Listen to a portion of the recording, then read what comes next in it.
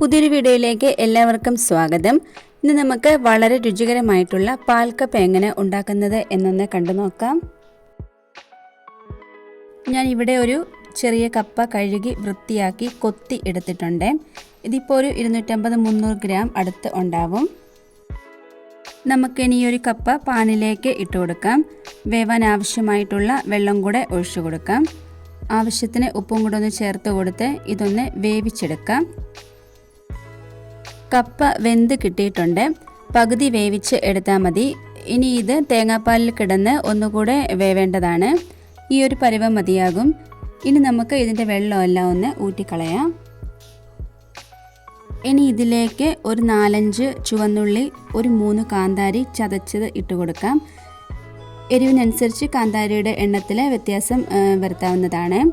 ഇനി ഒരു ചെറിയ തേങ്ങയുടെ പാലാണ് ഞാനിവിടെ എടുത്തിട്ടുള്ളത്. അതൊന്ന് ഒഴിച്ചു കൊടുക്കാം. തേങ്ങാപ്പാൽ നല്ല കട്ടിക്ക് തന്നെ ചേർത്ത് കൊടുക്കണം. എന്നാലേ നമ്മുടെ ഈ ഒരു പാൽക്കപ്പയ്ക്ക് നല്ലൊരു രുചി ഉണ്ടാവുകയുള്ളൂ. എന്നിട്ട് ഇത് നന്നായിട്ട് തന്നെ ഇതുപോലെ മിക്സ് ആക്കി കൊടുക്കണം. ഇനി ഈ ഒരു സമയത്ത് ഉപ്പൊക്കെ നോക്കിയിട്ട് ഇല്ല എങ്കിൽ ചേർത്ത് കൊടുക്കാവുന്നതാണ്.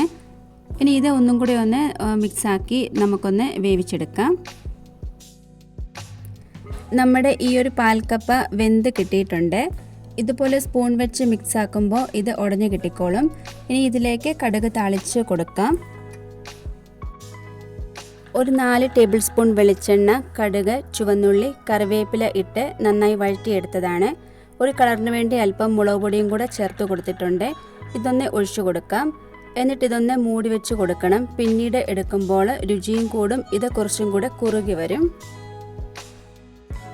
ഞാനിവിടെ ഒരു അരമണിക്കൂർ കഴിഞ്ഞപ്പോൾ ഇതൊന്ന് തുറന്ന് നോക്കിയിട്ടുണ്ട്. നന്നായിട്ട് തന്നെ ഇത് കുറുകി വന്നിട്ടുണ്ട്. ഇത് ഇനിയൊന്ന് മിക്സ് ആക്കിയതിന് ശേഷം വേറൊരു പാത്രത്തിലേക്കൊന്ന് മാറ്റി കൊടുക്കാം. വളരെ രുചികരമായിട്ടുള്ള നമ്മുടെ പാൽക്കപ്പ റെഡി ആയിട്ടുണ്ട്. എപ്പോഴും നമ്മൾ കപ്പ വേവിച്ചതും പുഴുങ്ങിയതും ഒക്കെ കഴിക്കുന്നതിനെക്കാട്ടിലും വളരെ വ്യത്യാസമായിട്ടുള്ളൊരു പാൽക്കപ്പ റെസിപ്പിയാണ്. ഞാനിത് കണ്ടിട്ടുണ്ട്. പക്ഷേ ഇത് ഉണ്ടാക്കി കഴിച്ചപ്പോഴാണ് ഇതിൻ്റെ ആ ഒരു കറക്റ്റ് ടേസ്റ്റ് മനസ്സിലായത്. ഇത് ഉണ്ടാക്കി നോക്കിയിട്ടില്ലെങ്കിൽ തീർച്ചയായിട്ടും ട്രൈ ചെയ്ത് നോക്കാവുന്നതാണ്. നമുക്കിതിൻ്റെ കൂട്ടത്തിൽ ചിക്കൻ കറിയോ അല്ലെങ്കിൽ മുളകിട്ട മീൻ കറിയോ നല്ലതാണ്.